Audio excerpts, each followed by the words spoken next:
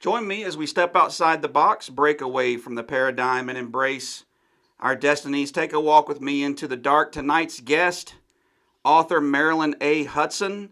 We are going to dive into some of her works, and one particular, When Death Rode the Rails. We're going to dive into this book with Marilyn A. Hudson here in just a moment.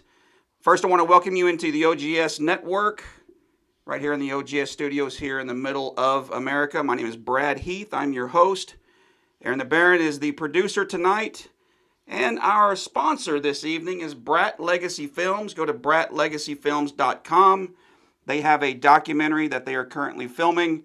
This documentary honors the American brat, or the American dependent, as they are also known.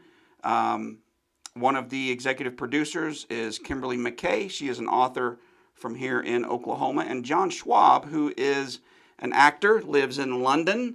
And John, if you're watching the new Jack Ryan series, John plays CIA Director John Miller, or CIA Director Miller in that show. So be sure and check that out, bratlegacyfilms.com. Go check them out. This project should be coming out maybe later this year or early 2024. So let's get into tonight's guest, Marilyn A. Hudson. I'm going to read a little bit of her bio here so you guys know who we've talked about. And she has been called the Genie of Bizarre Historical Research, which is a great title there. I love that one. She's blended her love for history and research and an unending curiosity to craft works of fiction and information. She has worked several jobs as a librarian across the state of Oklahoma, as well as worked as a stringer for a newspaper in Enid, Oklahoma. Her published works include the very popular Oklahoma Bad Girls, The Mound, which was co-written by Colin Hudson, The Bones of Summer, Foul Harvest, The Sword of Anath, hope I got that right. If not, she'll correct us. When Death Rode the Rails, something we're going to touch on tonight.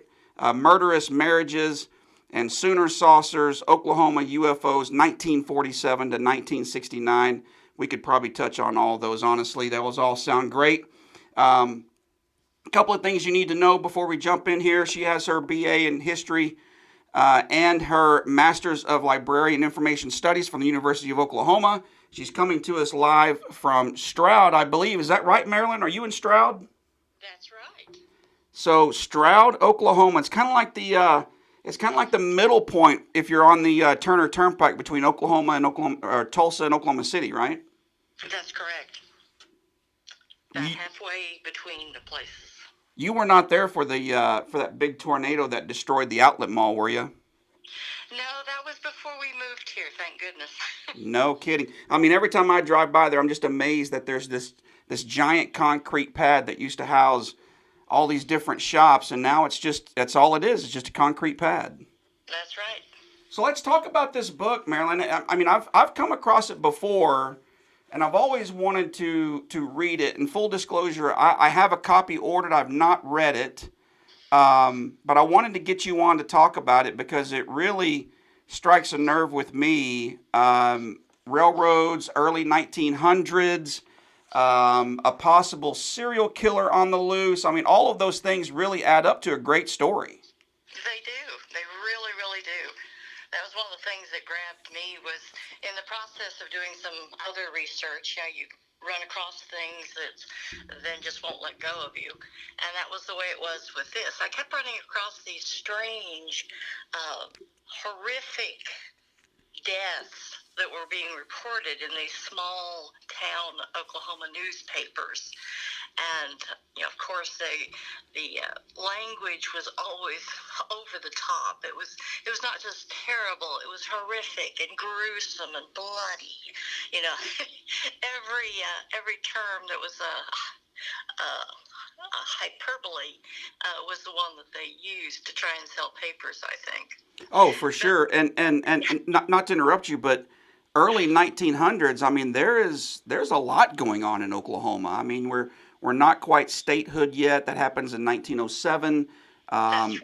The Frank Phillips family is moving to Bartlesville. Of course, we all know what goes on there. The capital is moving from Guthrie to Oklahoma City. I mean, there's a lot that's going on in the state of Oklahoma. And correct me if I'm wrong, but wasn't Oklahoma a little late to the party when it comes to railroads coming through the state? Well, it depends on which part of the state that you're talking to. Very early on, in the end of the 1800s, there was a train line that came up out of Texas and crossed the eastern part of the state, going up into Kansas and Missouri. That was called the Katy.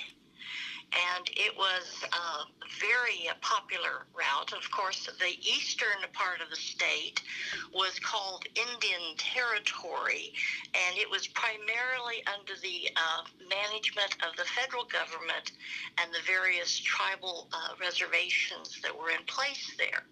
So you had a whole different setup and different rules applied all across the eastern part. Now, we're all familiar with 1889 and the Great Land Run that filled up the center part of the state, Oklahoma City, Guthrie, Norman, those areas. But that only covered about your hand-wide area on the map of Oklahoma, because then the western part was still under the control of the government and the native tribes that had been positioned there. So you had this wonderful conflict right up the middle between these two Oklahoma and Indian territories, where there was everything was a conflict, because it was dry on one side and liquor was available on the other. Right. So there were all kinds of opportunities for people to do things that were illegal and sometimes just downright fun. Yeah, and I've read that really the Civil War, which was late 1800s, really kind of delayed some of the development of the railroads through Oklahoma. But you're right, eastern side really a side that was uncharted, for many years and was Indian territory. And then you mentioned the land run, which took place in 1889. 1.9 million acres, I believe, is what was up for grabs. And later on, there was the northwestern land run, which was really a The wild, Cherokee Strip. yes, the Cherokee, and that was a wild time, was it not? Yes, it was. That was in 1893, and it was just as wild and crazy as the first one. It was, to give credit, it was a little better organized than the 1889 one was. So So when, there were a lot of people who showed up, but there was a lot more organization to how it was run. so your book basically goes and dives into the period of 1900 to 1920. So as we get caught up through the late 1800s and into the 1900s, what really kicks this story off? Well, in about 1902, there began to be a lot of stories about trains and their intersection with humans. And the papers are filled with that. The trains were fast, they were dangerous, they were loud. And every once in a while, there was a team that ran away and was scared and ran into a train and was killed. There were older people. There was the story of a deaf farmer who actually never heard the train and was hit by it. So there were a lot of just, the accidents that in later days there would be automobile accidents that would be reported. But in this time period, in the early 1900s, it's these horrific collisions and trains jumping the track in this area and that area across the country. Those always filled the newspapers. But in that period of time, there were four or five major railroads that were working hard to try and cover the new territories that were being opened up by this wonderful expansion of business and population that was going on. The Katy had the old line, and they were in there pretty deep. But there was also the Atchison and Topeka, there was the Rhode Island, and there were a couple of other minor local train companies that their names shifted and changed, in a matter of years from one thing to another. But they were constantly there, and they were all seeking the same thing. They wanted the priority land. They wanted the priority access. They wanted to be the first and make the money and keep the money. And so when I began doing some of this research, I began to see that I was following accidents, these terrible, terrible situations where a young man was ground to a pulp against the rails, his skull crushed, his body dismembered. And then I began to notice that you could follow that up the track at periodic moments. It was almost as if someone was on that train, and every once in a while, someone would be killed. Right. And the local police, they were not as dumb as we sometimes like to think, because they quite often realized that the bodies were too cold when they were found. The bodies had been laid across the tracks in order to hide the crime. Mm. And quite often the instances of individuals falling asleep on the tracks Right. became almost laughable. Looking into it and researching how many decibels the train whistle from that time period created, what the vibrations were like as an approaching train of that magnitude came down the track, a person would have to be dead to not feel it and not be aware of it and move out of the way. Right. Were you able to determine or even just research to find out were a lot of the railroad workers, were they local or would they come in from out of state? Some of them were local, but there were a lot of them, especially on some of the larger connections, like the Katy, the Santa Fe, the Rhode Island. They were ones that had lines that crisscrossed into other states, so they had a larger manpower pool to pull from, so to speak. And quite often, there was a lot of conflict between these railroads. And there were bullies, hired henchmen that were often used to ride the train and make sure that hitchhikers, what were becoming called hobos, Right. were not on the train, and they weren't too careful or concerned about how safely individuals were removed from the trains. So there were a lot of fights. There were a lot of beatings up of individuals that, strangely, most of those individuals were very helpful to the railroad's secret detectives that they put out to try and solve some of their problems. Right. Now, Do you, I'm sorry to interrupt, go ahead. do you know if or how many of these victims were actually locals who may have actually stumbled onto a track and then been run over, or how many of them were potential victims who were maybe not from here, maybe just riding the rail, maybe one of those enforcers gets a hold of them? I would imagine that, in the early 1900s, you can't just, word doesn't spread too fast, but the way you do make the word spread pretty fast is you make someone an example. And I could easily see one of these enforcer types, making one of the rail riders or one of the hobos an example. And that's right. That's right. In surveying all of the names and individuals that I came up with, I used a criteria for those that I looked at in the book.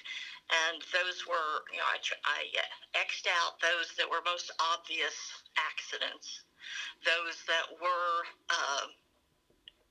some kind of a beat down like that, because police already had someone in their sights for that kind of activity. So I tried to keep it to the ones that were a little bit more mysterious, a little bit more questionable. And the majority of the individuals were individuals who lived in Oklahoma. They were the ones that were coming in and riding the train from other places were very few compared to the scope of the other individuals who were victims. Quite often they were young men. Very few of them were over the age of 30. There were a few that ranged into the 50s and 60s, but you had a lot that were teenage to 30. And they're the ones who are like three boys from Paul's Valley who were found laying on a track, and the train ran over all three of them, and they had been strangely asleep and were not able to wake up. Yeah, strange. Mm-hmm. So it was cases like that. Those were the ones that was kind of like, oh, question mark. Right. It's hanging over my head. This is really strange. Something just doesn't fit. It doesn't feel right. My suspicious nature just really began to bounce around and say, oh, something strange is happening here. You know, and everyone needs to keep this in perspective, because at the time, traveling by train was the preferred method of travel if you were going across land, and people were fascinated by trains. People would come to watch trains pass. They even had staged train accidents that people would come out and watch. That's right. Have your picture taken with the ruins. Yeah, and a head-on collision, and there would even be fatalities at these events because parts are flying everywhere and everything on a train's heavy, and so these types of this mode of transportation was a big game changer, not just for this country, but for people who are doing nefarious things, right? That's right. That's right. And most of those train accidents that were occurring like that across the country involved trains that were speeding. That quite often became the recipe for disaster. Was that the train just, the engineer just let it open too far and lost control of it around a warped rail, or some other natural calamity that it had not expected to see. But one of the things that about this was, at the same time, the railroads are being pushed by the U.S. government to look at things like transportation safety. And so they began to look at optimum speeds, loads, crossing signals, various things like that would be measures of safety. They hired railroad detectives who would search out people who might be using the railroad as a means of conducting some nefarious business or assisting outlaws, or various things like that. And so those undercover policemen, as they were, quite often became well known in the local hobo villages, the outcast fires that were set up alongside isolated supply depots and depots in towns, things like that, were that those who lived on the fringe of society, who liked to just hop the rail, took their chances and avoided the bulls in the rail yard and anybody else who might want to kick them off. But it was a place where there was a lot of information. Right. And in one instance, one of those detectives talked to some of those men in one of those camps, and he got some information that indicated that they were afraid and that there were people that were hurting other people. So it's very interesting that after about that point, some of the information about some of these cases becomes a little bit more concealed. The writers are determined to try and give you as much information in bloody color as they can, but the end results, who they looked for, what they found as far as searching for people who might have been responsible for these crimes, becomes a big blank and another question mark. Right. Were there any journalists who were trying to solve these cases at the time? None that I've been able to find. There were a couple of reporters who rode the rail to give some color and that kind of thing, but there were none that I've been able to find, any Nellie Bly kinds of undercover journalists who were looking to see what was really going on. Right. But there were individuals who did indicate that the railroads were competing with each other and the fight was getting dirty. The Rock Island had hired a group of thugs. The Atchison and Topeka and Santa Fe had some as well, and they were both scrambling to try and get access to a particular new stretch of land in Oklahoma that was going to be a wonderful connection for their railroads, to spur the connections going out to Colorado and back down to Texas and up into Kansas. So it was really an important bid for the companies. And at that point, there were individuals that were kicking people off. They were throwing them out the open doors, along with dishes and pots and pans and anything else that they could find. And the detective was very quick to point out that that's what some of this was. Wow. But those actions didn't match the other actions of somebody beating someone up, strangling them, hitting them over the head until they were dead, and then dragging their body across a train track. And in several instances, police found in the grass alongside the tracks, they found the place where the person had actually been killed because of personal things that were there, a bloody stick that was found that matched the imprint on the skull, and his body had been then dragged up the incline and laid across the tracks and was run over by the train that came by. Wow. They were looking for it, apparently. Right. And timed it just right. Do you think that there could potentially have been maybe one individual who was doing this, or do you think this is more of a crime of opportunity and it just happened multiple times? I think it's possible that there might have been a little bit of both. You know, during the same time period from the late 1890s up through the 1910s, there are several instances all through the Deep South, up into Kansas, up into Nebraska, and in Colorado, of individuals that were using the rail to access places and were attacking people with axes. Wow. And so the Axeman is a motif that you see a lot in the Deep South during this time period. It becomes the center of the story in a small Iowa community where an entire family was wiped out by a man with an axe. And there were murders that could be traced all across the country of someone that was apparently using the railroad to do just exactly that. Sneak into a community, kill people, and then escape using the rails. So it's not beyond the realm of possibility that in the wild and open and very woolly Oklahoma of the time, Right. that there could have been somebody who said, ooh, I'm going to have some fun. Sure. In that sick way that those kind of individuals do. Right.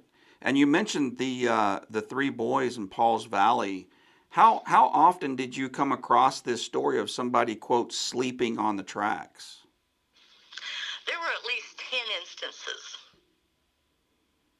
That's a lot. That they assumed that, oh, well, he must have just got fallen down drunk and didn't hear the train and just killed him. But once, twice, maybe, that many times. I mean, really, to be honest, it's a little suspicious when it keeps happening. Right. And to kind of put it in modern day terms, I have read a story where someone had their earbuds in and they were out for a jog, crossing a track, never heard or saw the train coming, got hit and killed. Yep. We didn't have that And there back were then. cases, yeah, and there were cases in this. And those were the ones that, I decided not to look at because they were so obviously, they were an accident. There was an elderly farmer from Rosebud up by Tulsa, and he didn't have his hearing horn with him and never heard the train, and he turned around and he was looking at somebody else and stepped off and got trapped into the line of a oncoming train and was killed. A team of horses got away from the farmer, the young boy that was driving the team, and could not control those animals, and they became frightened at the noise in town, at the noise of the train, and they ran flat into the side of that train and destroyed the wagon, destroyed the horses, and the young boy lost his life. Mm. You know, this is one of those periods of time in our nation's history where there was a lot of money floating around. There was a lot of money in commerce, oil, of course, the railroad. Um, I can see how railroad companies and people who not only just own the railroad but own the lines that the train cars are on, I could see how this could turn ugly real fast. Did Yes. did you come across anything that maybe mentioned something about how these companies went after one another?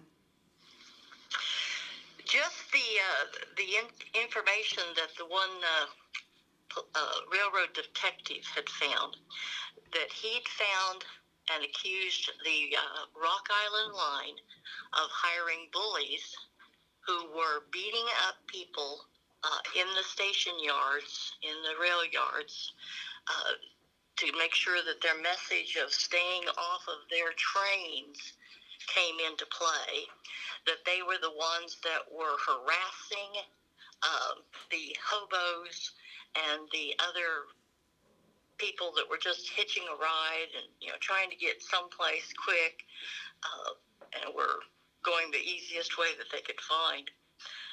And they were harassing them, throwing them off the trains, beating them up, sometimes with a group of their bully friends. And so there were individuals that were being used by those rail companies to intimidate and harass and inspire fear in people messing around with their trains. Don't try and get free rides. Don't go around our trains, period. Right. How often, and maybe you know this, maybe you don't, but how often was our military utilizing train lines? At that time period, not very much. We were kind of between conflicts at the time. We had just finished the Spanish-American War in the late 1890s, and so we were really in a time of peace. And that was part of the problem, I think, was that we had some social issues that were arising at that time period. One of the highest categories of hobos in that time period were, of course, males of a mature age, 30s, 40s, 50s years old from the East, who were not able to find work and had come west to try and find work. And so they would often hitch a ride and climb on the top of a car and ride to a place where they thought they might be able to get work. But it was also an era when, for some strange reason, and experts still are a little divided over why, but there was a flood of young adolescent males that came out of the cities in the East and made their way west. A lot of them were just seeking that adventure that they'd seen and read about in the dime store novels about the West and all the excitement that was to be had out here. But quite a few of the individuals that were riding the rails in that time period were young men 12, 13, 14, 15, 16 years old. And so, of course, a lot of those victims that are being found at the side of the roads in pieces and beaten to a bloody pulp by train or man were young people. Possibly young enough to not really be able to fight off anyone. That's right. That's right. That made them basically targets, easy victims. That's right.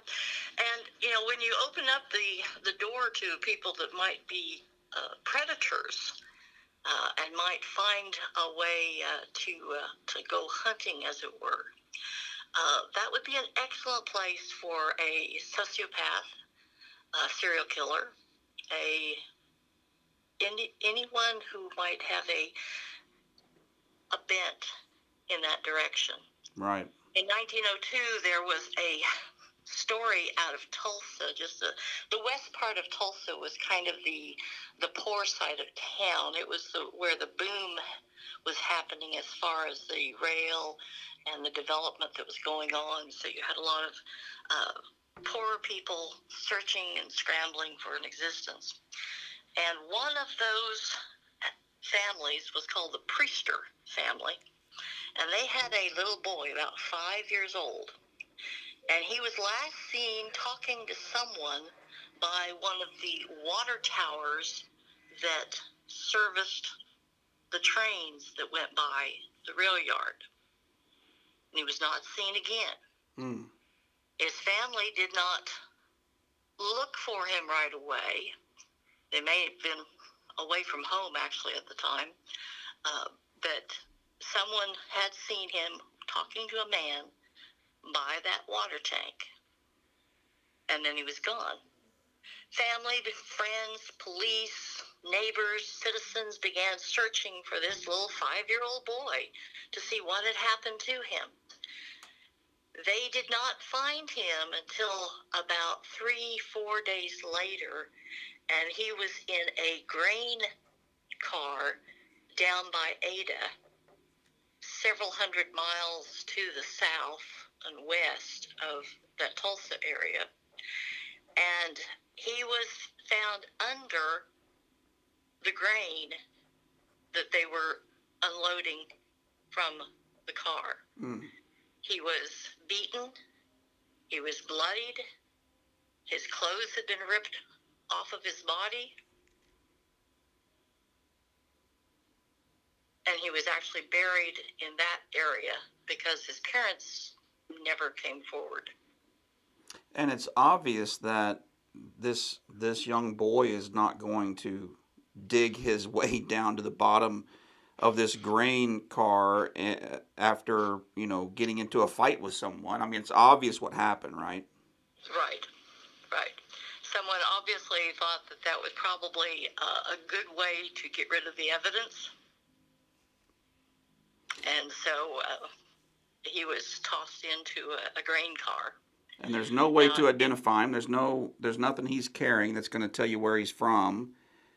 You would almost have to put out in every paper for hundreds of miles a photo of this kid to try and figure out who he was and where he was from. That's right. And with that time period, you were lucky if you had a paper come out once every 2 weeks to spread news like that. So it was only the fact that they actually had detailed descriptions by the person who had seen the individual speaking to the child there in Tulsa, and others who had seen him earlier in the day, so they knew what clothes he was wearing.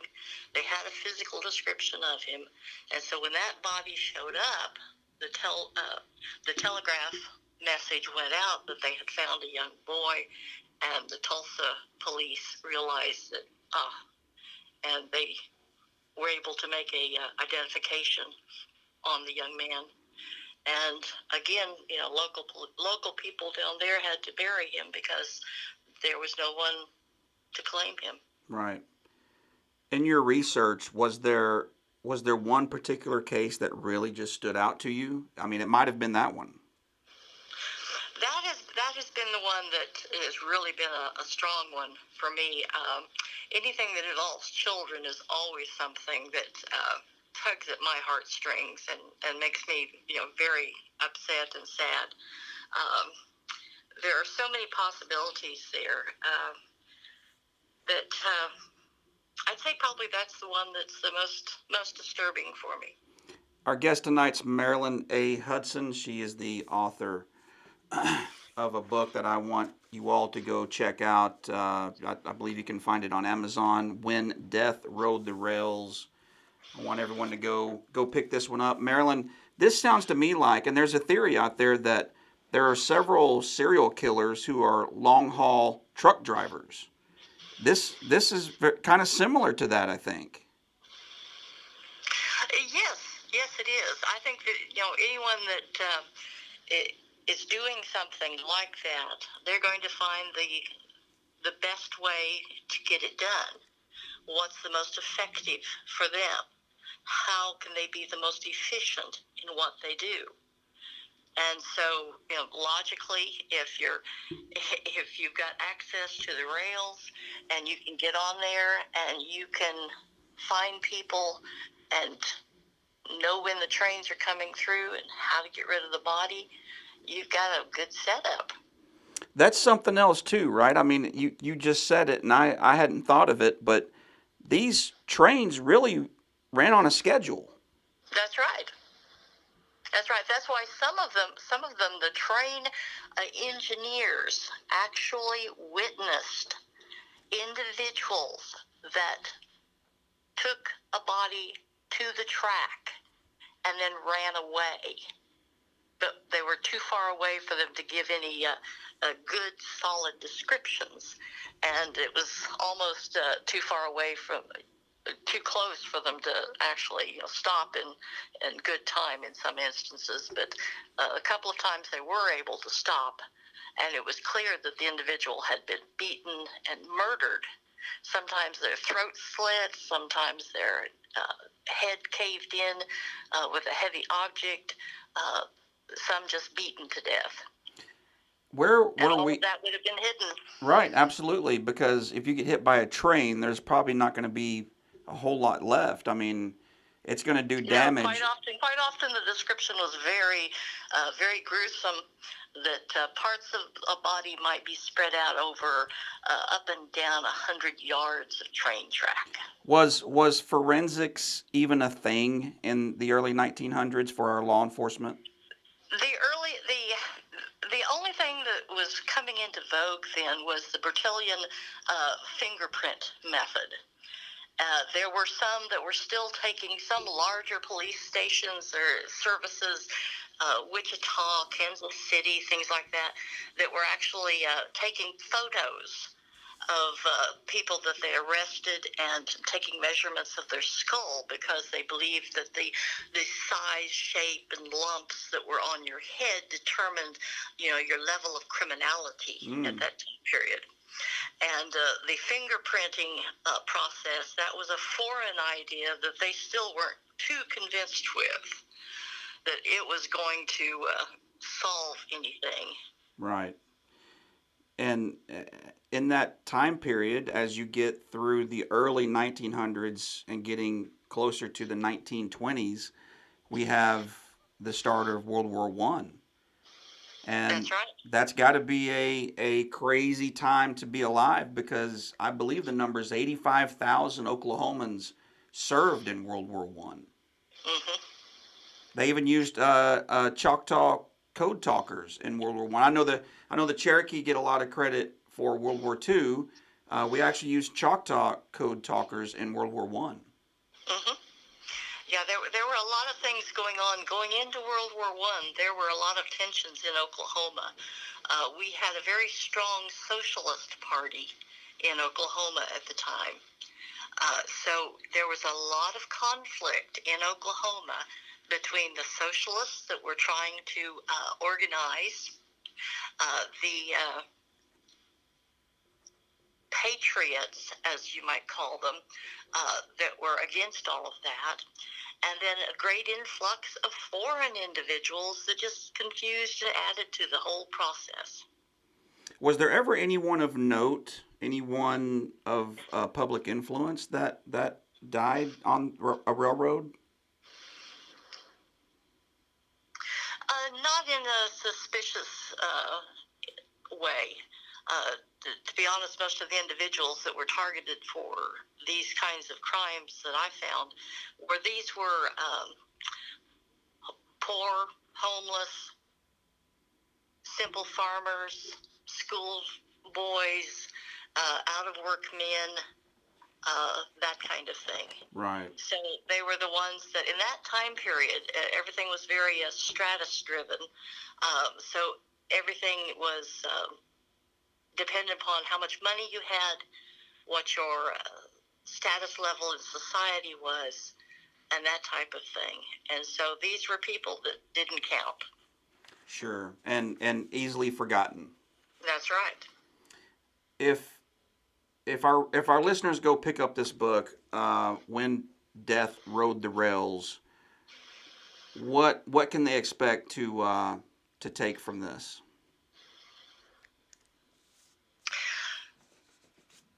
Well, I think they'll see that there's the problem that exists when you do not have good communication between communities for law enforcement purposes, because they could not contact any other areas to see if there had been similar deaths. A lot of deaths that were found, bodies that were recovered, could have been put together as a vast network of similar crimes, but they weren't thinking beyond their own small little world. And so the ability for them to reach out and connect with the wider network of information to find similarities and solve crimes was many, many decades in the future. Right. Well, I want to encourage everyone to go get this book. It's going to be a good read. I'm excited to read it. As soon as my copy gets here, Marilyn, I'm going to read it, and I'm going to text you, and I'm going to give you some of my thoughts, because we might have to have you come back on. Before we let you out of here, though, I also want to talk about Sooner saucers, because we on this show we look up in the sky a lot. And we've had numerous guests on. In fact, ufologist Gentry Anderson was just here. And tell me about this project and this book, Sooner Saucers. Okay. Well, one of the first things I learned when I moved to Oklahoma many, many moons ago was that kind of thing didn't happen here. And so I began to research, and I found, whoa, it did happen here. Right. I began to put together a list of, out of Project Blue Book's files, of cases that were here in Oklahoma. And several of them I was very intrigued with. One of them was a 1966 case of 3 civilian corpsmen in training that were over there in the Tulsa area. And they reported they saw this thing in the sky. And they drew a picture, and they gave the whole 9-yard report. And then the file cover, which is usually the part that nobody ever got to see but the file cover, said that they had seen an airplane. But when you look at the other papers that are with that in that time period most people would not have been able to have seen, they had drawn a sketch. There was the little object they had seen in the sky, and it was disappearing into this huge black object that totally blanked out the stars in the sky. Wow. And they never said anything about that. So with stories like that, we have in Oklahoma, we have 1965, the Summer of the Saucers. And there are tremendous events that happened during that summer here in Oklahoma. Several landings that were reported to NORAD even. Wow. Some exciting things. And in prepping for Volume 2, which I'm finishing right now, I have some first-hand accounts of stories of people and objects they had seen that have never been shared before. So I'm really excited to include those and put that in Volume 2 of Sooner Saucers. Well, and one case, we just posted a story today, in fact, about Miss Morgan in Hartshorn, Oklahoma, who had witnessed the cigar-shaped 40 to 50 foot long cigar-shaped craft, witnessed by over 100 people. That's right. Somewhere in the neighborhood of 40 plus people simultaneously. Obviously, you've got a lot of material for your book.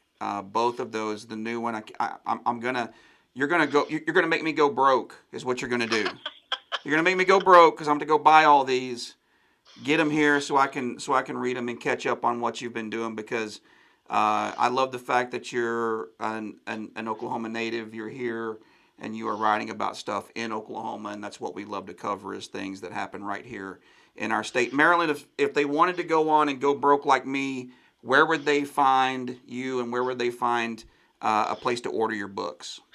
Everything that I have is available on Amazon, and they can go there and they can find me. I'm Marilyn A. Hudson, and everything is there. I have a Facebook page. You can come and say hi to me there, and it's just Marilyn A. Hudson.